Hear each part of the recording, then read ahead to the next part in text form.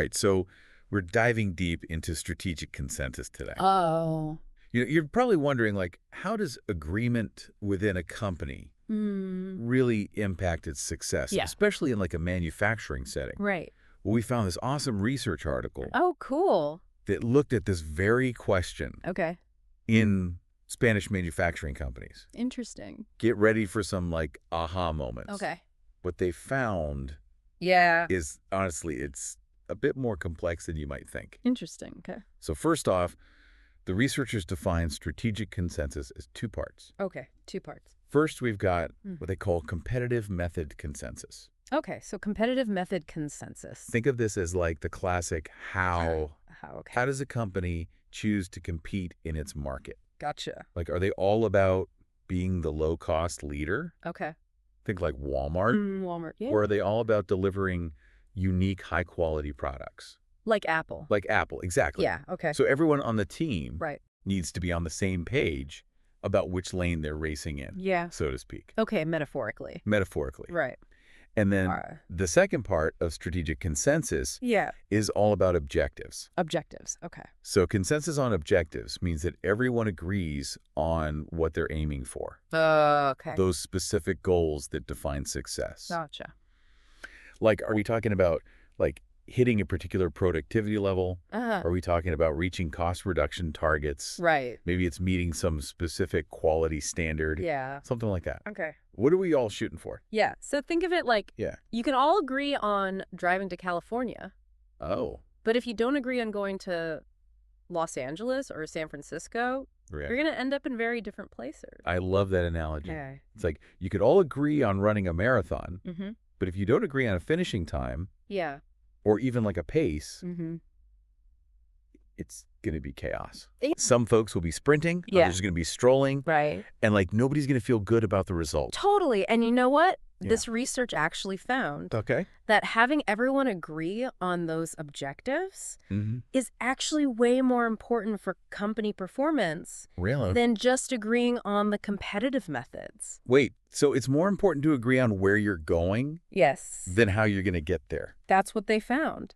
Wow. Tell me more about that. So think about it. Yeah. You could have like a whole team Oh. of brilliant minds Right. all agreeing that they need to innovate. Yeah. But if they all have different ideas Mm-hmm. about what innovation actually means. Oh, that's a recipe for disaster. Exactly. They'll be pulling in all these different directions. They'll be Yeah. wasting time, Yeah. wasting energy, Totally. and probably ending up pretty frustrated with each other. Yes. And probably not actually innovating. Right. Right. Totally. So they might be aligned on this like high level means, Right. but without that shared understanding of the ends, Yeah. their progress is going to be slow, Uh-huh.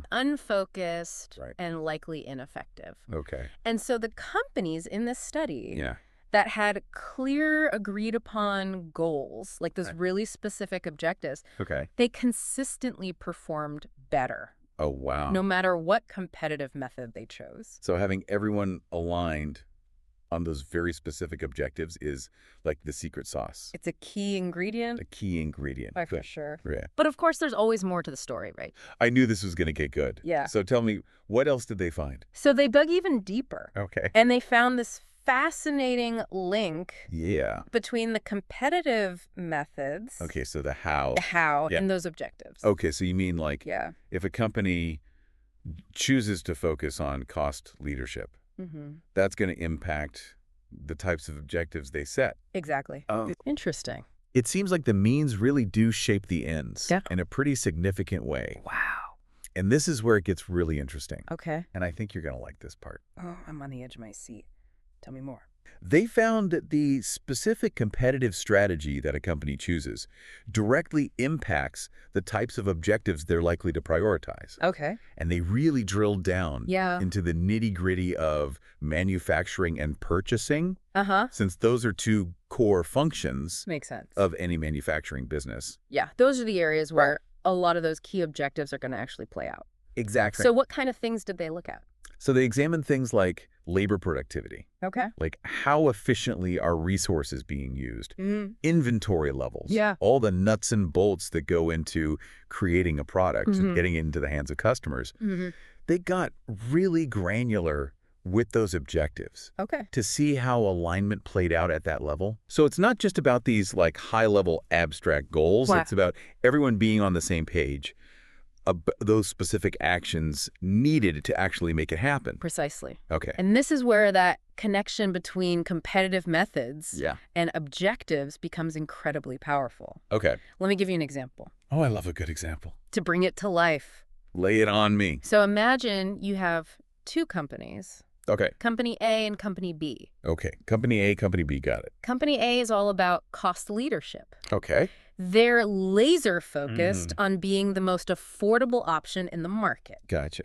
So their purchasing and manufacturing objectives are going to need to be completely aligned Yeah. around efficiency, Okay. minimizing waste Yeah. and driving costs down at every turn. So they're all singing from the same hymn sheet. Exactly. Totally aligned on what needs to happen to achieve that low-cost position. Totally. Right. Now let's look at Company B.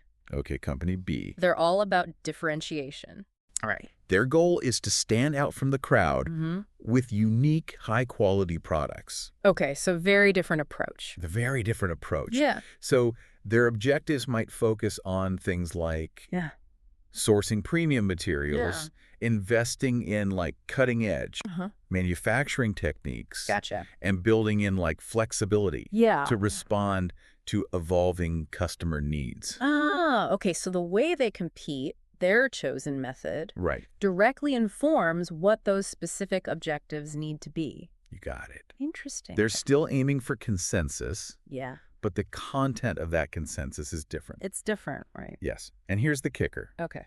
If there's a mismatch between a company's competitive method and their objectives, that's where things can start to go sideways. Right, like if Company A, Yes. the cost leader, Yeah. is obsessed with using premium materials, they're going to completely undermine their whole strategy. Exactly. The costs are going to skyrocket. They'll lose their competitive edge. And they'll probably go out of business. Yeah, exactly. Yeah. So Yeah. that misalignment Right. can create all kinds of problems. Yes. Internal conflict, Yes. inefficiency, Totally. and ultimately hurt their performance. Exactly. So this research is basically saying that Yeah. strategic consensus is kind of like a chain reaction. It is like a chain reaction. You start with choosing your competitive method, Right. which then influences the types of objectives that a company is going to focus on. Yes. And finally, the degree of agreement Mm-hmm. on those specific objectives is what ultimately impacts their success. That's a fantastic way to put it. Why? It's a chain reaction that's always playing out Yeah. within the context of a specific environment. Right. And that brings us to another layer of this research Okay. that you're going to find quite fascinating. Oh, there's more. Yeah. I'm all ears. Right. So we've been talking about this idea of environmental dynamism, how much change and unpredictability a company faces in its market. In its market. Yep. So how does that factor into all of this? It plays a huge role. Okay. Think of it like this. Yeah. If a company is operating in a very stable, predictable environment, that chain reaction of strategic consensus Right. can unfold pretty smoothly.